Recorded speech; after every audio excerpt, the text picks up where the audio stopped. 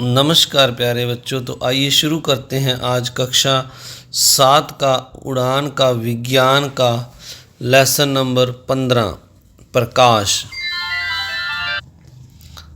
तो यहाँ पर कार्यपत्रक 1 में दिया हुआ है, आदित्य ने अपनी दादी से पूछा कि हम सूर्य को सूर्य देवता समझ क्यों कहते हैं। दादी ने उसे बताया कि सूर्य ब्रह्मांड में ऊर्जा का एक स्रोत है तथा सूर्य हमें प्रकाश देता है जिससे हम वस्तुओं को देखते हैं। सूर्य का अपना प्रकाश है और यह एक दीप्त पिंड है। तो अब यहाँ पर क्वेश्चन नंबर 1 उसने लिखा हुआ है, किन्हीं 3 दीप्त वस्तुओं के नाम बताओ। सूर्य की तरह जो वस्तुएं हमें प्रकाश देती हैं, तो इसमें हम सबसे पहले यहाँ पर एक सूर्य लिख देते हैं, दूसरा मोमबत्ती, तीसरा जुगनू, और अगर हम और लिखना चाहें तो यहाँ पर बल्ब या ट्यूबलाइट भी लिख सकते हैं। तो अगला क्वेश्चन लिखा है, किसी 3 अदीप्त वस्तुओं के नाम लिखो जो वस्तुएं जिनका अपना प्रकाश नहीं होता, जो दूसरों वस्तुओं के प्रकाश में चमकती हुई दिखाई देती हैं या हमें दिखाई देती हैं। जैसे मेज मैंने लिखा है, दीवार, चंद्रमा, आप और भी लिख सकते हो, लकड़ी, लोहा। तो ये सभी वस्तुएं इनका अपना प्रकाश नहीं होता है। कार्यपत्रक 2, रोहन अपने पापा के साथ सुबह सुबह घूमने गया तो देखा कि सड़क पर कोहरा फैला हुआ है। उसे रास्ता ठीक से दिखाई नहीं दे रहा। सड़क पर सभी वाहन धीमी गति से लाइटें जलाकर चल रहे हैं और बार बार गाड़ी का शीशा साफ करते हैं। तो क्वेश्चन नंबर 1 है यहाँ पर, ऐसी वस्तुएं जिनके आर पर देखने पर धुंधला दिखाई दे उन्हें डैश वस्तुएं कहते हैं। तो जिनमें से धुंधला दिखाई देता है प्यारे बच्चों, उन्हें हम पारभासी वस्तुएं कहते हैं। इसके बाद अगला है, ऐसी वस्तुएं जिनके आर पार देखने पर सुस्पष्ट दिखाई दे, जिनमें से यानी बिल्कुल क्लियर दिखाई दे, उन वस्तुओं को हम पारदर्शी वस्तुएं कहते हैं।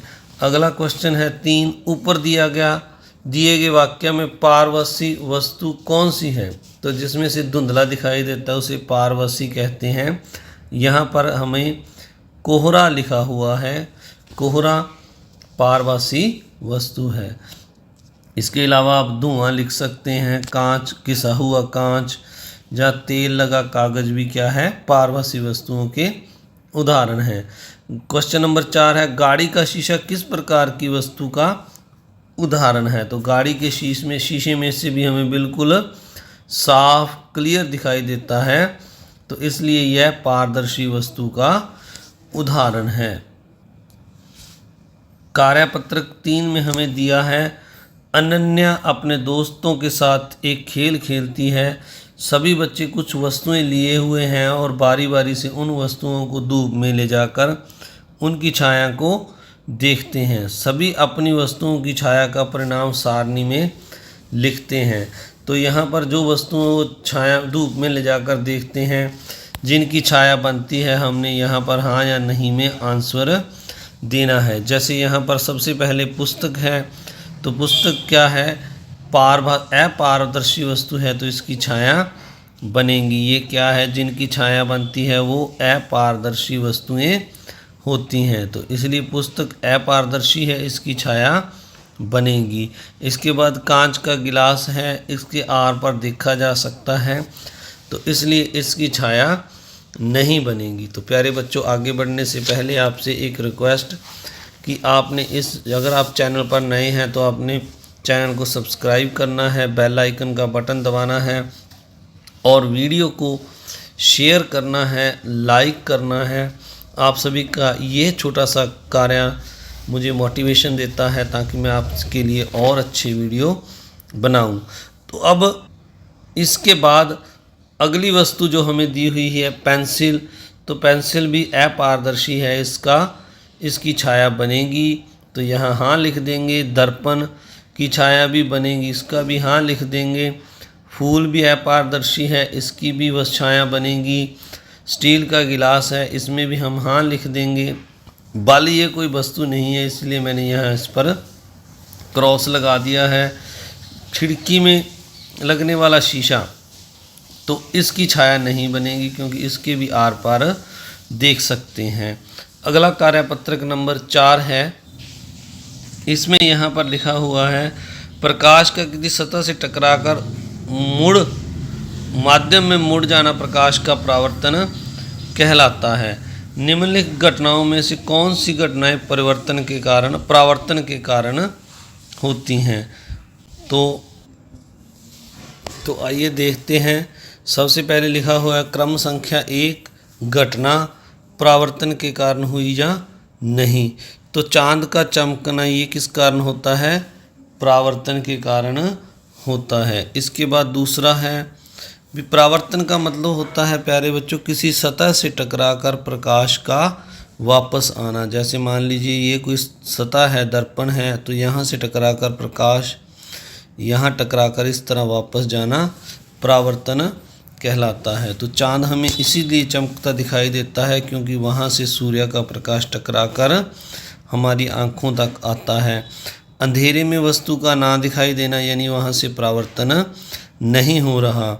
कुएं और पानी में छाया दिखाई देना, तो कुएं और पानी में छाया के दिखाई देने का मतलब है कि वहाँ से परावर्तन हो रहा है, इसीलिए यहाँ पर हम हाँ लिख देंगे। अगला है पानी में डूबी हुई पेंसिल का मुड़ा हुआ दिखाई देना। तो यहाँ पर प्यारे बच्चों हमने नहीं लिखना है क्योंकि पेंसिल जो है हमें अपवर्तन के कारण मुड़ी हुई दिखाई देती है। तो अगला है दर्पण द्वारा सूर्य के प्रकाश का चमकना। दर्पण द्वारा चमकना ये भी परावर्तन के कारण होता है, यहाँ पर हम हाँ लिख देंगे।